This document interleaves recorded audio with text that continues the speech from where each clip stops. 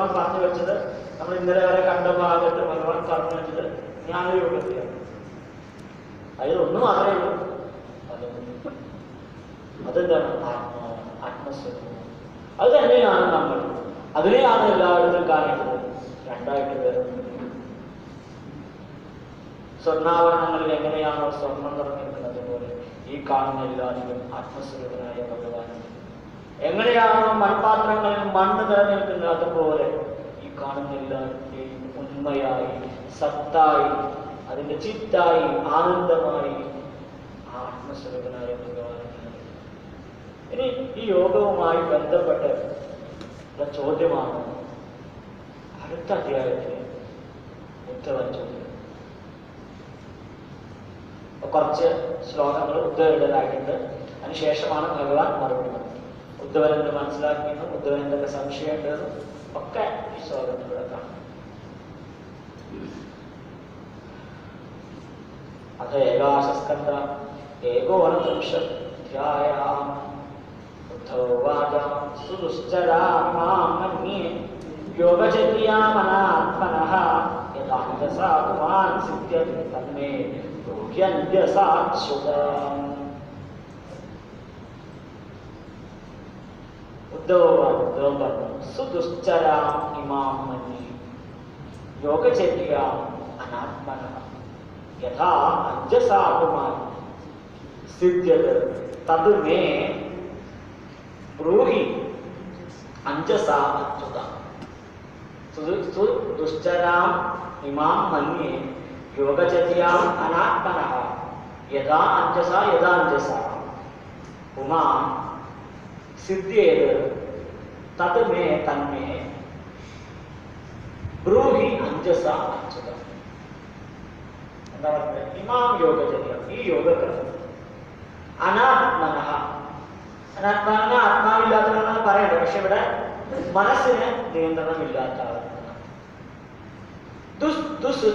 സുദുശ്ചര, വേണ്ട വിധത്തിൽ നടപ്പാക്കാനായിട്ട് കഴിയാത്ത മന്നി എന്ന് ഞാൻ കരുതുന്നു, ഞാൻ വിചാരിക്കുന്നു. പുമാൻ എന്ന് പറഞ്ഞാൽ മനുഷ്യൻ, പുരുഷൻ. അഞ്ജസ, വളരെ പെട്ടെന്ന്, പ്രയാസങ്ങളൊന്നും കൂടാതെ, ബുദ്ധിമുട്ടൊന്നും കൂടാതെ, യഥാസിദ്ധിയെ ഏത് വിധത്തിൽ നേടാൻ സാധിക്കുമോ തഥാ ആ വിധം മേ എനിക്ക് അഞ്ജസ, എനിക്ക് എളുപ്പത്തില് പെട്ടെന്ന് മനസ്സിലാവുന്ന വിധത്തില് അച്യുത പറഞ്ഞു. എനിക്ക് തോന്നുന്നു അങ്ങ് ഈ പറഞ്ഞ യോഗ ശരിയാണ്.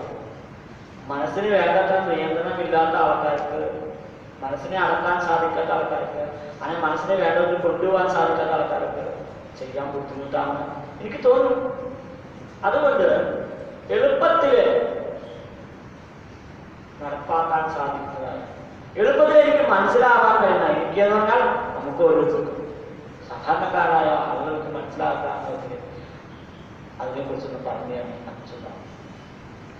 അച്യുത എന്ന് പറഞ്ഞാൽ നാശമില്ലാത്തവന്നല്ല, ചുതിയില്ലാത്തവൻ, വീഴ്ച പറ്റാത്തവന്നല്ല. അങ്ങേക്ക് ശരിക്കുള്ള കാലത്തെ അറിയാം. അതുകൊണ്ട് അങ്ങ് എളുപ്പത്തിൽ പറഞ്ഞുതരാൻ അങ്ങേക്ക് സാധിക്കും, ഏറ്റവും കഠിനമായത് പറഞ്ഞുതരാൻ സാധിക്കും, ഏറ്റവും ശ്രേഷ്ഠമായത് തരാൻ സാധിക്കും. അതുകൊണ്ട് ഭഗവാൻ എനിക്ക് എളുപ്പമായത് പറഞ്ഞുതരാം.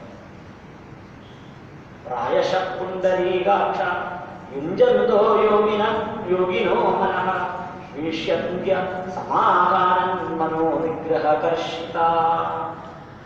പ്രായശഃ പുണ്ടരീകാക്ഷ യുഞ്ജന്തോ യോഗിനഃ മനഃ വിഷീദന്ത്യ സമാധാന മനഃ മനോനിഗ്രഹ കർഷിത. പ്രായശഃ പുണ്ടരീകാക്ഷ യുഞ്ജന്തോ യോഗിനോ മനഃ വിഷീദന്ത്യ സമാധാന മനോനിഗ്രഹ കർഷിത. അവിടെ അസമാധാനം എന്ന വാക്ക്, വിഷീദന്തി അസമാധാന. എന്താണ് പുണ്ടരീകാക്ഷ? പുണ്ടരീകം എന്ന് പറഞ്ഞാല് താമര, താമരപ്പൂവിന്റെ പോലെ പുണ്ടരീകാക്ഷ, മനോഹരമായ താമരപ്പൂവിന്റെ എതിർപോലെ മനോഹരമായ കണ്ണുകൾ ഭഗവാനെ വിശേഷിപ്പിക്കാം. താമര കണ്ണാണ്.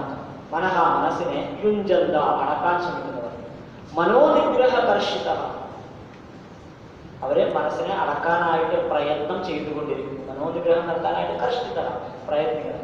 എന്നിട്ടോ അസമാധാനം അവർക്ക് സമാധാനമില്ലാത്തത്.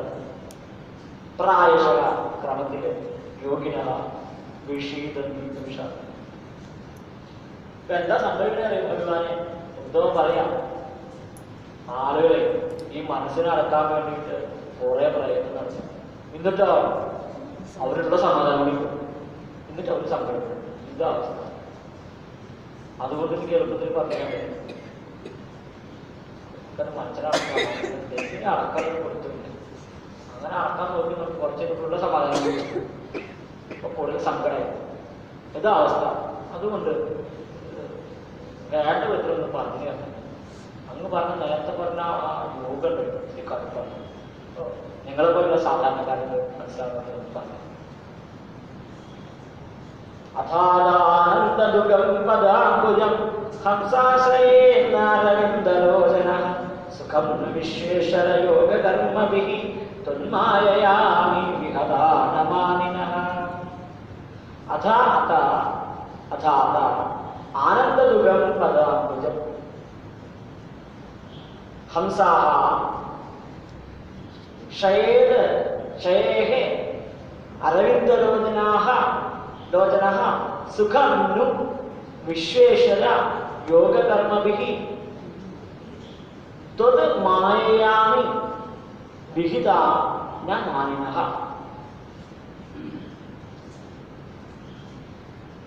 അഥ ആനന്ദദുഃഖം പദാംബുജം ഹംസാഃ ശയേരൻ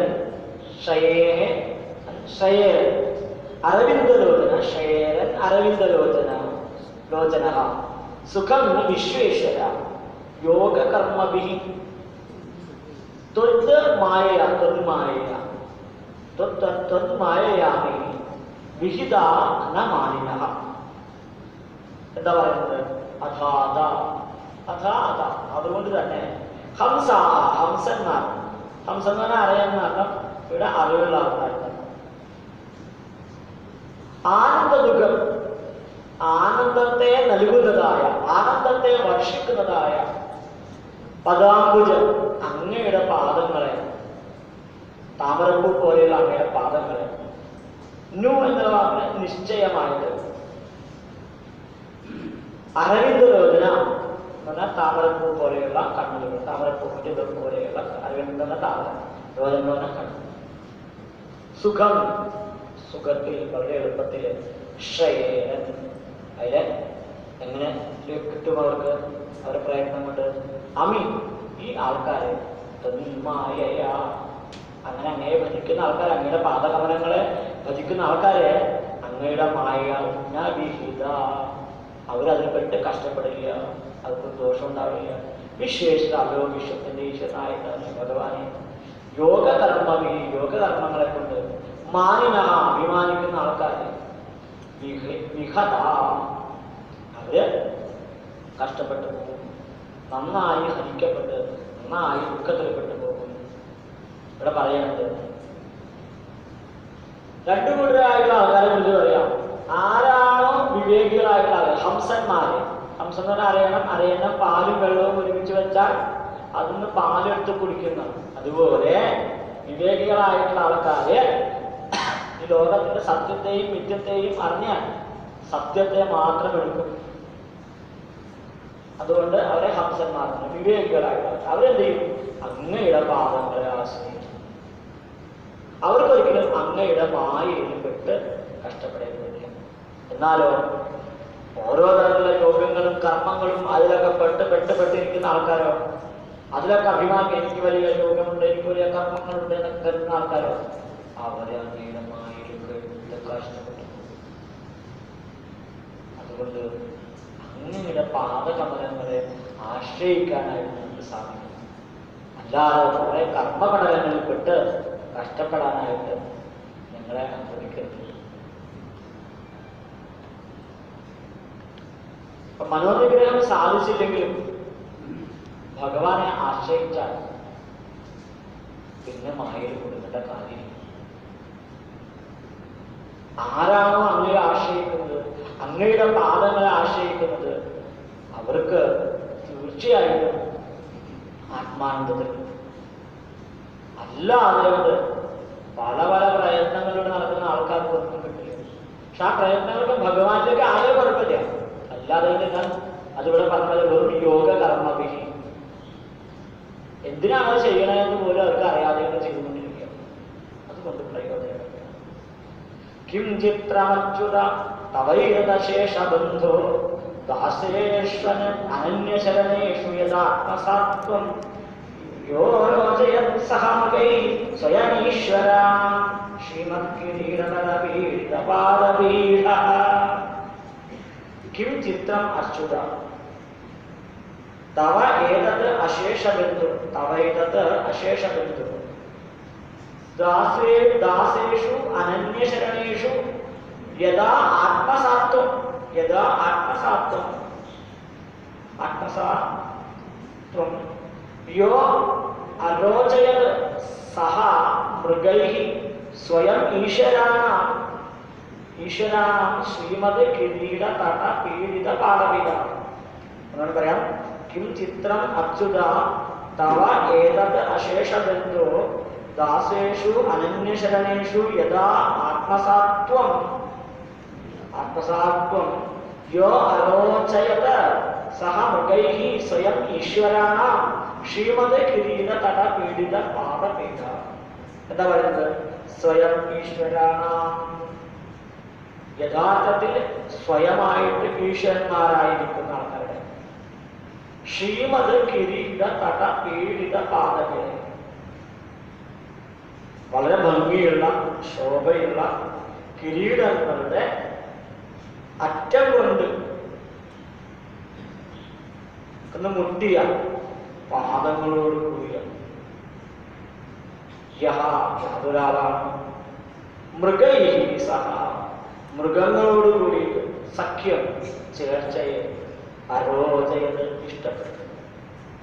അശേഷബന്ധു, ഏവർക്കും ബന്ധുവായിട്ടുള്ളവനെ ഭഗവാനെ അച്യുത, നാശമില്ലാതെ ഇരിക്കുന്നവനെ തവ അങ്ങേക്ക് അനന്യശരണേഷു, അന്യരക്ഷയില്ലാത്ത വേറെ രക്ഷയില്ലാത്ത ദാസേഷു ദാസന്മാരിൽ ആത്മസത്വം, ആത്മഭാവം കിം ചിത്രം, അത് ആശ്ചര്യമായിരിക്കുന്നു.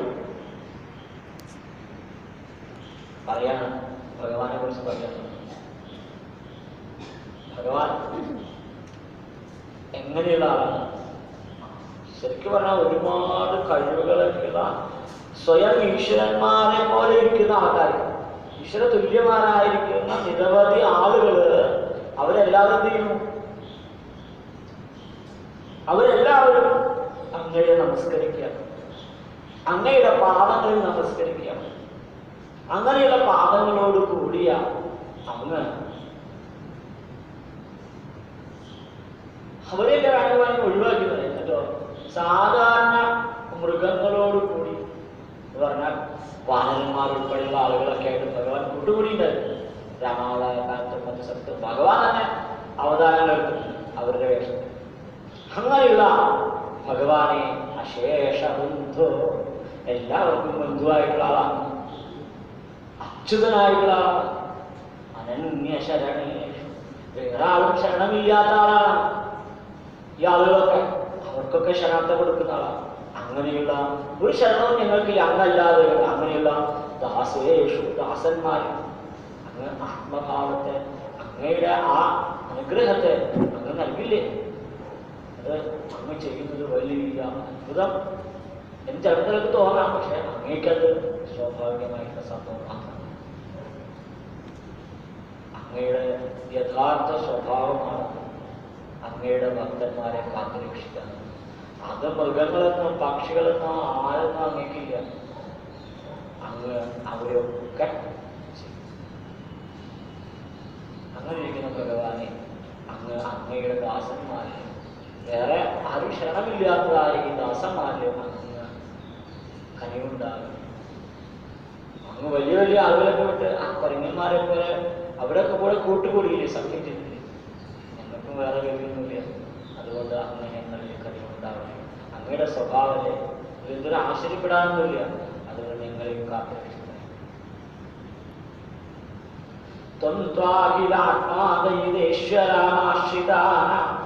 സർവാർത്ഥതം സുകൃത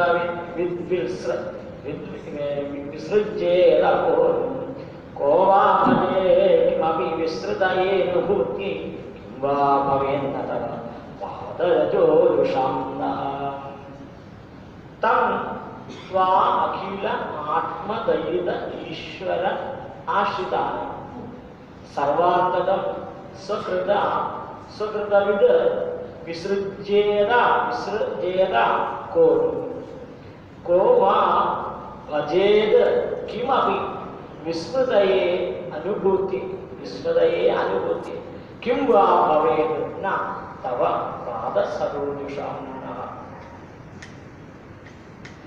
തം ത്വാ അഖില ആത്മദയിതേശ്വരം ആശ്രിതാൻ സർവാർത്ഥതം സ്വകൃത വിത് വിസൃജേത കോ വാ ഭജേത് കിമപി വിസ്മൃതയേ അനുഭൂതി കിം വാ ഭവേത് ന തവ പാദസരോജുഷാം